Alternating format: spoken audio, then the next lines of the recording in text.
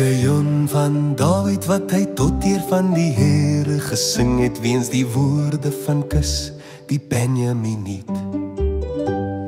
Here, my God, by u skuil ek, verlos my van al my vervolgers en red my, sodat hy nie soos 'n leeu my verskeur en wegruk sonder dat iemand red nie. Here, my God, as ek dit gedoen het, as daar onreg in my hande is, as ek hom kwaad aangedoen het, wat in vrede met my geleef het. Ja, ek het hom gered wat my sonder oorsaak vyandig was.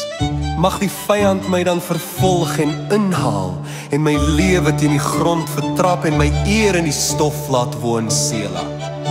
Staan op, Here, in u toren, verhef u teen die grimmigheid van my teestanders en ontwaak vir my. U wat die reg beveel het, en laat die vergadering van die volke u omring, keer dan bo alle terug in die hoogte. Here, oordeel die volke, doen aan my reg, Here, na my geregtigheid en na my onskuld wat by my is.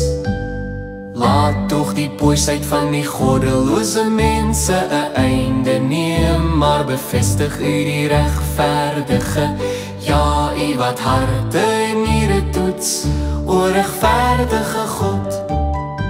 My skuld is by God wat die opregtes van hart verlos.